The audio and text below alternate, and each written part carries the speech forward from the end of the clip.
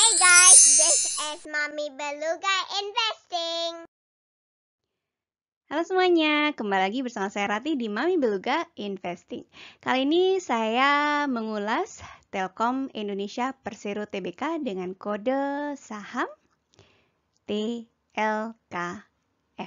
Ya, saya pernah bahas TLKM sekitar setahun yang lalu ya. Waktu itu TLKM saya sandingkan dengan perusahaan komunikasi lainnya, yaitu Indosat Orindo dan XL Axiata. Pada waktu itu kesimpulan saya adalah Telkomsel kinerjanya paling oke dibandingkan dengan dua perusahaan komunikasi lainnya. Sejak saat itu saya sudah beli satu lot TLKM. Sekarang pertanyaan saya adalah gimana ke depannya dengan saham TLKM saya ini? Apa saya beli lagi, saya jual, atau pegang saja? Nah, setelah saya melihat kinerjanya, secara singkat rencana saya untuk TLKM adalah pegang saja dulu. Perusahaannya sepertinya masih bertumbuh dan dividennya masih lumayan, jadinya saya pegang saja dulu untuk sekarang. Oke, apa yang bikin saya berpendapat seperti di atas? Ikuti terus video analisis saya sampai akhir ya. Bagi yang belum tahu, saya mengkompilasi data dari laporan keuangan perusahaan, Yahoo Finance, dan sumber-sumber lainnya, lalu memposting hasil analisisnya setiap seminggu atau 2 minggu sekali di channel ini. Kalau Anda tertarik dengan konten-konten semacam itu, silahkan klik subscribe ke channel ini. Oke, disclaimer ya, ini video amatir hasil riset pribadi untuk kepentingan pribadi, bukan rekomendasi jual atau beli saham. Full disclaimer bisa diakses di deskripsi. Nah, sekarang kita lanjut ya. Pertama-tama kita mulai dengan sharing ya investasi TLKM saya sejak tahun 2020, sejak saya beli satu lot TLKM itu. Untuk yang mau skip bagian ini bisa lompat ke bagian kinerja TLKM, cek di chapter karena timestampnya sudah saya tandai. Oke, sejak analisis Telkom terakhir saya beli satu lot di pertengahan tahun 2020 di harga sekitar Rp3.110 per lembar. Di grafik saya tandai dengan garis vertikal merah dan blok vertikal merah, ya seperti yang ditunjukkan dengan panahnya. Setelah saya beli, harga saham Telkom turun sampai ke sekitaran Rp2.400 ya, lumayan jauh. Selain Telkom, saham-saham lain juga pada turun pada saat itu. Oke, karena dana terbatas, saya tidak sempat beli lagi setelah turun. Selain itu, saat yang sama ada saham yang lain yang saya lebih tertarik, yaitu BBRI. Oke, karena saya rasa fundamentalnya tidak terlalu jauh berubah, jadi tidak saya jual sampai sekarang, saya pegang terus. Sejak saya pegang, saya sudah 2 kali ke bagian dividen. Di sini saya plot sebagai garis hijau di layar.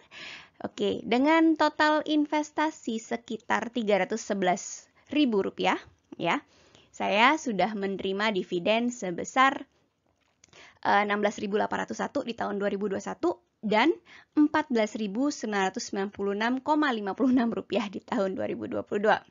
Itu artinya dividen yield real saya ada di angka 5,4% di tahun 2021 dan 4,8% di tahun 2022. Oke, lumayan ya. Sampai itu dari angka Rp311.000 tadi di tahun 2020, harga saham TLKM saat ini ada di angka Rp411.000. Jadi pertumbuhan nilai investasi saya 41,8%-an on paper. Kenapa saya bilang on paper? Karena sahamnya masih saya pegang, jadi belum jadi cash untuk saya, jadi on paper saja.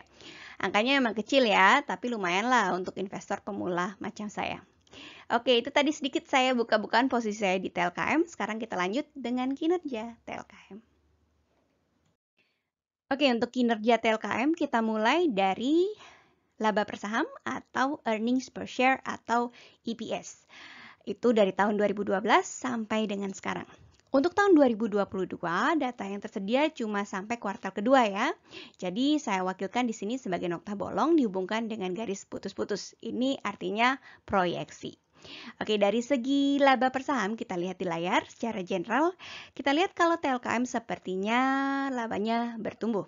Meningkat yang paling tajam itu dari tahun 2012 ke tahun 2013. ya. Laba TLKM juga sempat anjlok di tahun 2018. Dari laporan tahunannya, penurunan ini disebabkan oleh beberapa hal. Yang pertama adalah perubahan pola konsumen yang tidak lagi memakai layanan tradisional seperti telepon dan SMS, yang bikin pendapatan dari kedua layanan ini turun lumayan banyak.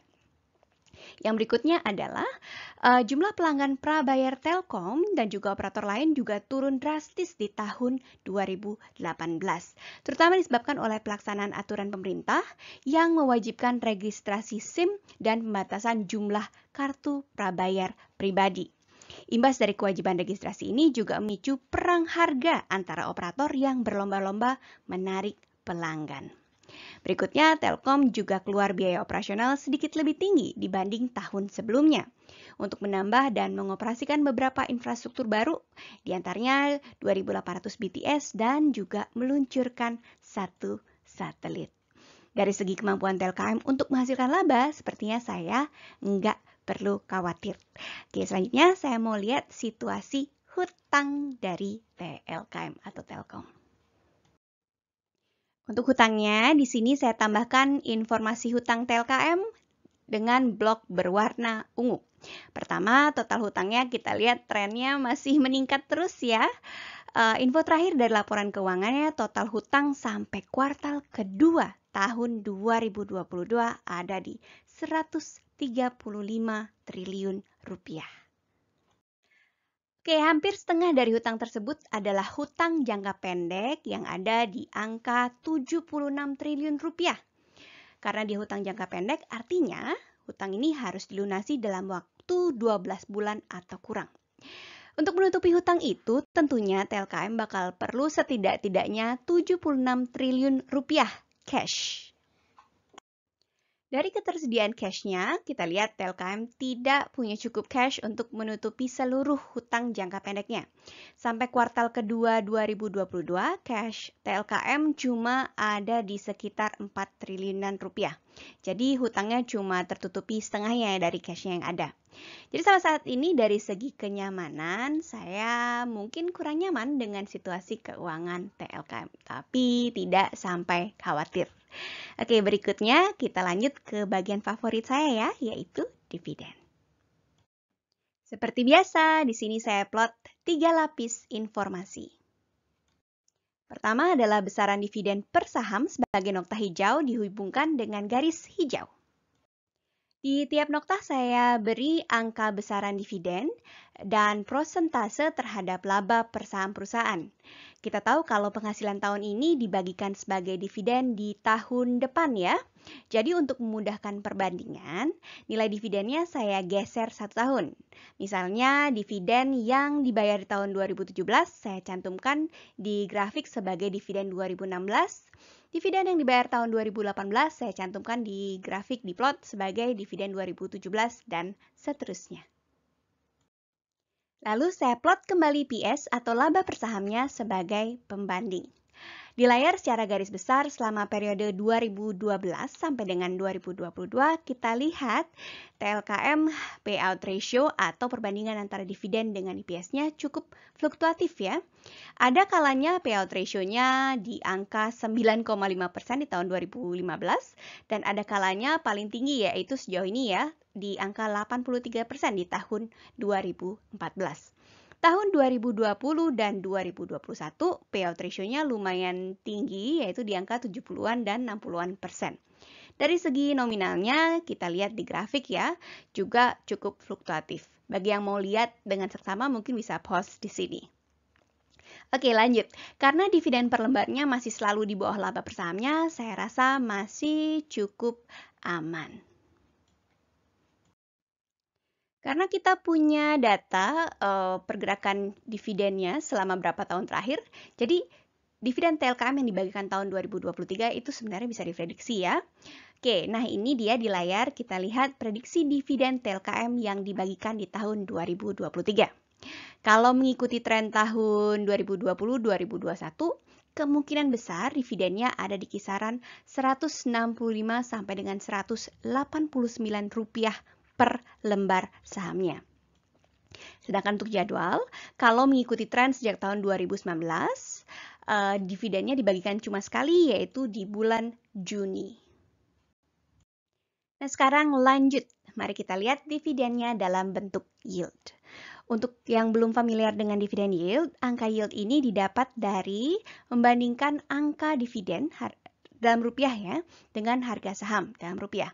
Dividen yield bisa dipakai patokan untuk membandingkan lebih menguntungkan mana, taruh investasi kita di TLKM atau di tempat lain, misalnya saham perusahaan lainnya. Oke, sekarang kita lihat ke layar ya. Di tiap nokta-nokta menandakan yield rata-rata dalam setahunnya dan harga saham setahun itu naik turun.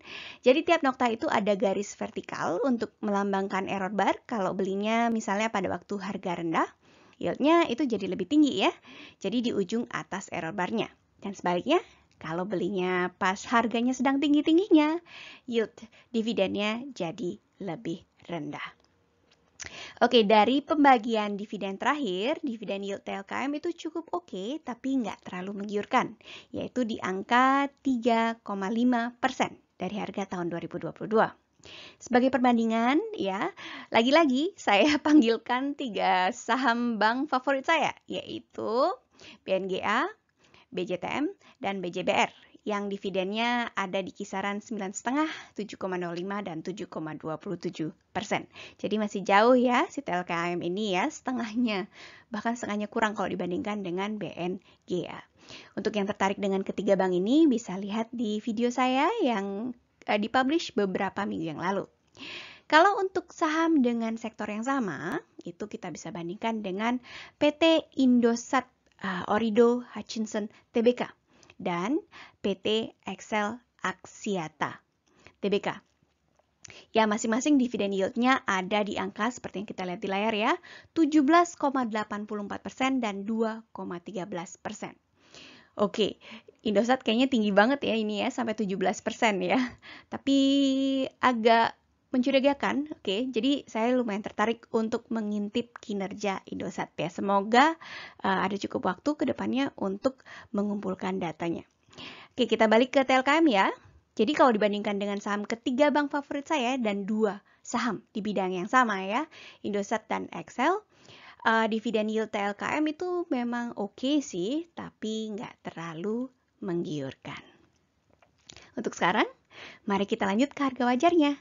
Kalau sedang diskon, mungkin saya bisa pertimbangkan untuk tambah posisi, karena kinerjanya lumayan oke. Oke, harga wajar. Untuk seperti biasa, saya kembali tumpuk beberapa lapis informasi. Pertama, harga sahamnya sejak tahun 2012. Kemudian harga di PE ratio atau price to earning ratio 10 sejak tahun 2013. PE ratio adalah price to earning ratio atau harga dibandingkan dengan labanya. PE ratio 10 artinya harganya ada di angka 10 kali lipat dari labanya. Berikut harga di PE ratio 15 sejak tahun 2013. Dan kemudian harga di PE ratio 20 sejak tahun 2013. Nah, sekarang mari kita lihat gimana tren harga saham TLKM sejak tahun 2013. Kita lompat ke periode tahun 2016-2018. Pada saat itu harga saham TLKM ada di kisaran PE ratio 20-nya ya, sedang tinggi-tingginya. Setelah itu yang menarik adalah walau labanya cenderung meningkat, harga sahamnya itu malah menurun sampai dengan sekitar akhir tahun 2020. Bahkan dia sempat menyentuh hampir menyentuh PE ratio 10-nya di akhir tahun 2020 sebelum dia meningkat lagi. Sekarang tampaknya tren harga TLKM sejak saat itu sedang menanjak. Sekarang ini malah sudah melampaui PE ratio 15-nya. Sekarang lanjut ke nominal harga wajarnya. Pertanggal 24 Oktober tahun 2022, pada saat video ini disiapkan, harga saham TLKM ada di angka Rp4.410. Sedangkan harga nyaman saya, yaitu harga di PE ratio 15-nya, ada di Rp4.031. Oke, jadi harga TLKM lumayan oke ya, masih lebih mahal daripada PI ratio 15-nya, tapi masih oke, gak jauh-jauh amat. Nah, setelah saya membuat review ini, membandingkan harga, yield, dan kondisi perusahaan, saya putuskan untuk pegang saja TLKM dulu ya. Kinerjanya masih oke, trennya masih meningkat, dia bisa memberikan saya dividen yang lumayan oke, jadi saya pegang dulu. Idealnya buat saya mungkin ya saya usahakan beli satu lot saja kalau sampai harga sahamnya jeblok ke kisaran 2.687 untuk sekarang ya, yaitu harga di PI ratio 10-nya. Walau ini kemungkinannya kecil banget ya karena trennya sekarang sedang naik dan kalaupun turun kemungkinannya kecil sekali, bisa turun sampai sejauh itu. TLKM kinerjanya oke, cuma harga satuannya mahal buat saya yang punya anggaran sekitar 100.000 per bulan. Jadi saya putuskan ya untuk amunisinya saya sisihkan ke saham lain yang lebih murah harga satuannya dan bisa memberi saya dividen yang lebih tinggi.